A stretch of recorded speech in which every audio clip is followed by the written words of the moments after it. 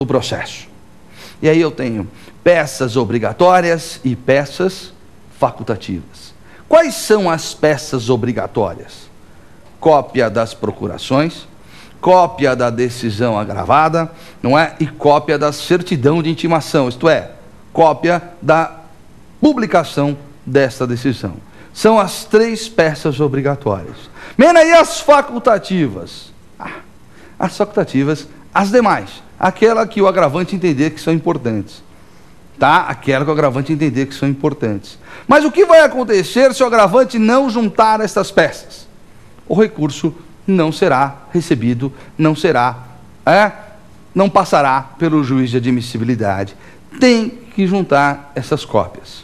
Por quê? Porque o tribunal não conhece o processo.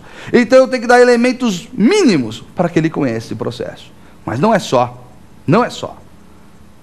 O agravante ainda terá 3 dias para comunicar ao juiz monocrático, quanto à existência deste agravo. Artigo 526 do CPC. 3 dias. E o que vai acontecer se ele não cumprir esse artigo 526? Muito bem, presta atenção agora. É, claro, ônus do agravante cumprir o 526. 3 dias para informar o juiz monocrático. É ônus dele. Mas se ele não cumprir, a inércia desse agravante só resultará a inadmissibilidade desse recurso caso o agravado demonstre que efetivamente não foi cumprido o 526. Cumpre ao agravado demonstrar ao tribunal que o agravante não cumpriu o 526. Presta atenção, o relator não pode exigir de ofício, não é, o cumprimento do 526. Depende da alegação do agravado. Se o agravado não falar nada, não vai ter problemas, o recurso continuará normalmente. Pois bem, o agravo não é julgado, de instrumento não é julgado no tribunal? Então a decisão desse agravo de instrumento também é um acórdão. Portanto, não é uma decisão colegiada. E contra essa decisão cabe embargo de declaração, recurso especial retido e recurso extraordinário retido. Bem, meus amigos, claro, né?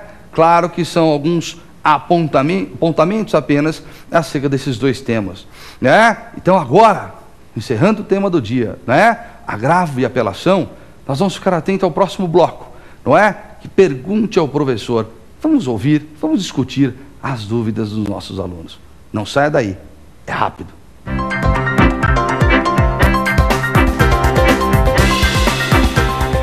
Muito bem, veja bem agora, hein?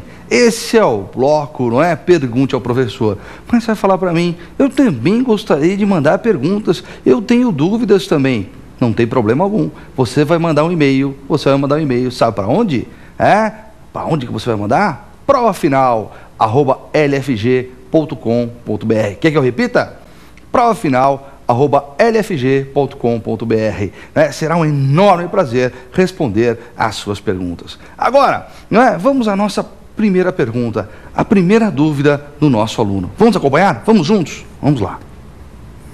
Professor, o que é súmula impeditiva? Muito bem, veja a preocupação, do nosso aluno, que é justamente a nossa preocupação quando eu falei de súmula impeditiva. Tem alguns detalhes importantes que eu não posso deixar de tratar em hipótese alguma. Primeiro ponto, não se esqueça que a súmula impeditiva é um pressuposto de admissibilidade sempre específico do recurso de apelação. Qual é o problema? Qual que é o problema? É que é uma análise subjetiva. Vai depender do entendimento do juiz. Se o entendimento do juiz coincidir com a súmula, como falamos agora há pouco, a apelação não será recebida. Agora, é possível aplicar essa súmula impeditiva a outros recursos? Bem, parte da doutrina até admite, admite a aplicação em outros recursos. Mas, particularmente, entendo que não. Ele é específico da apelação. Sabe por quê? Porque o artigo 557 do CPC já prevê a possibilidade do relator, em qualquer recurso, deixar de recebê-lo ou negar seguimento a esse recurso, caso Presta atenção agora. Caso o recurso esteja em confronto com uma súmula do STJ, do STF, ou até mesmo, não é, com decisão predominante daquele tribunal. Portanto, já existe uma ferramenta para os outros recursos. A súmula impeditiva nasceu para apelação. Daí, então, a disposição do parágrafo 1º do artigo 518, que foi inserido. Antes da reforma, nós tínhamos apenas o parágrafo único no artigo 518, e agora nós temos o parágrafo 1º desse artigo. Aí você vai perguntar, mas tá bom, o juiz não recebeu o recurso por conta da súmula impeditiva. Cabe outro recurso? Cabe. Claro, contra a decisão do juiz que não recebe a apelação, cabe efetivamente agravo de instrumento. Então, se eu não concordar com a aplicação da súmula impeditiva, eu posso interpor agravo de instrumento. Estou frisando súmula impeditiva porque é um tema muito importante. Muita atenção a este tema. Ok? Vamos ver, então, a pergunta, a segunda dúvida de nossos alunos. Vamos lá. O tribunal pode declinar de ofício matéria de ordem pública? Excelente pergunta. Para responder essa pergunta, se o tribunal pode declarar de ofício matéria de ordem pública, precisamos falar rapidamente do chamado efeito devolutivo. O efeito devolutivo, ele faz o quê? Ele acaba por limitar o recurso. Por quê? O efeito devolutivo, ele está atrelado à matéria recorrida. Isto é, o tribunal só poderá analisar a matéria recorrida. Aquilo que não foi objeto do recurso, em tese, a princípio, o tribunal não poderá analisar. Sabe por quê? Ora, se a parte não recorreu daquela parte, de uma parte da decisão, se ela não recorreu, significa que ela concordou com a decisão. E se ela concorda com a decisão, efetivamente, o tribunal não pode modificar. Claro, eu concordo mesmo, por que o tribunal vai modificar? Não pode.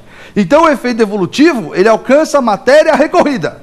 Exemplo, imagine que o autor pediu danos morais e danos materiais, e que o juiz julgou totalmente procedente a demanda.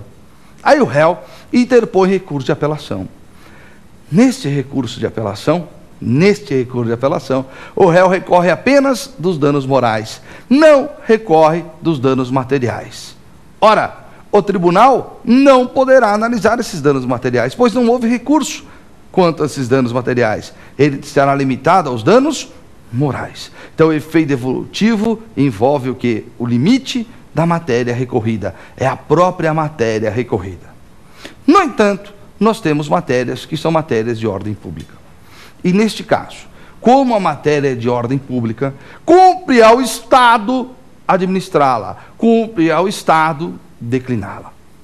Portanto, o tribunal pode, de ofício, declinar matéria de ordem pública? Resposta: sim, sem dúvida alguma. Mesmo que não tenha sido objeto do recurso. Você entendeu? Mesmo que não tenha sido objeto do recurso. Trata-se de um efeito atribuído pela doutrina, cujo nome é efeito translativo do recurso de apelação. Translativo, porque transfere. Translativo do recurso de apelação. O tribunal analisa de ofício matéria de ordem pública. Você quer um exemplo? Claro. Veja, o tribunal de ofício pode reconhecer decadência, pode reconhecer prazo decadencial, sem problema algum. Quer outro exemplo? O tribunal poderá de ofício reconhecer que a parte é ilegítima, sem problema algum. Matéria de ordem pública. Agora, meu amigo, se a matéria não for de ordem pública, o tribunal não poderá decliná-la, porque aí a matéria de interesse das partes, exclusivamente das partes. Então, respondendo a essa pergunta muito importante, não é? Pode sim, matéria de ordem pública, o tribunal poderá reconhecer de ofício. Ok? Vamos ver mais uma pergunta? Vamos acompanhar? Vamos lá. Professor, qual o recurso cabível contra a decisão que concede a tutela antecipada na sentença? Excelente pergunta. Aliás, esse é um tema muito debatido hoje pela doutrina. Qual o recurso cabível contra a decisão que concede a